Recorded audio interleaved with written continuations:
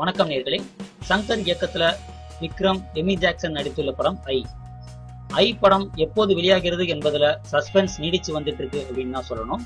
படத்தின் post production பணிகள் கடந்த சில வாரங்களா பரபரப்பா நடந்து வந்துட்டு இருக்கான். இந்நிலையில விக்ரம் ரசிகர்களை சந்தோஷப்படுத்தும் வகையில ஐ படத்தின் வெளியீட்டு தேதி இறுதி செய்யப்பட்டிருக்கான். தீபாவளி அன்று ஐ படத்தை உலகம் முழுக்க பிரம்மாண்டமான முறையில வெளியிட தீர்மானிச்சிருக்கிறாராம் சங்கர் அவர்கள். அவரது முடிவுக்கு ஐ படத்தின் தயாரிப்பாளரான ஆஸ்கார் ரவிச்சந்திரனும் ஓகே சொல்லியிருக்கிறாராம்.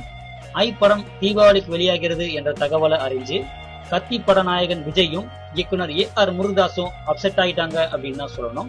இவர்கள் மட்டுமல்லாம பூஜை பட நாயகனான விஷால் அவர்களும் அநேகன் பட நாயகனான தனுஷ் அவர்களும் கடும் அதிர்ச்சியில இருக்காங்களாம். கத்தி படம் வெளியாகும் அதே தினத்துல பூஜை, அநேகன் போன்ற படங்கள் வெளியாக இருப்பது பற்றி விஜய் ஆரம்பத்தில் இருந்தே அலட்டிக் கொள்ளவில்லையா. அந்த படங்களினால் கத்தி படத்தின் கலெக்ஷனுக்கும் எந்த பாதிப்பும் வராது என்று விஜய் நினைச்சிருந்தாராம். ஆனா ஐ பட விஷயத்துல அவரால் தெம்பாக இருக்க முடியல அப்படின்னு தான் சொல்றாங்க. சங்கர் இயக்கும் படம் என்பதால ஐ படத்துடன் கத்தி படம் போட்டி போடவே முடியாது என்பதை உணர்ந்த விஜய் ரொம்பவே அப்செட் ஆயிட்டாராம்.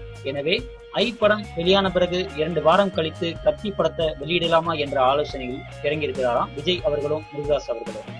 ஐ படத்தை நினைச்சு கத்தி படமே இப்படி கலங்கி போயிருக்கும் இந்த நிலையில பூஜை, அநேகன் படங்கள் எப்போது ரிலீஸ் ஆகும் என்ற செய்தியும் இன்னும் முறையா வெளியிடாம தான் இருக்காங்க. ஐ திரைப்படம் தீபாவளிக்கு வெளியே வருவது உறுதியாகும் போது கத்தி, பூஜை, அநேகன் படங்கள் சில வாரங்கள் தள்ளி போகும் என்பதே லேட்டஸ்ட் செய்தியா வந்துட்டு இருக்கு. சைனியர்களே, மீண்டும் ஒரு சினிமா செய்திகளுடன் உங்களை சந்திக்கிறேன். நன்றி, வணக்கம்.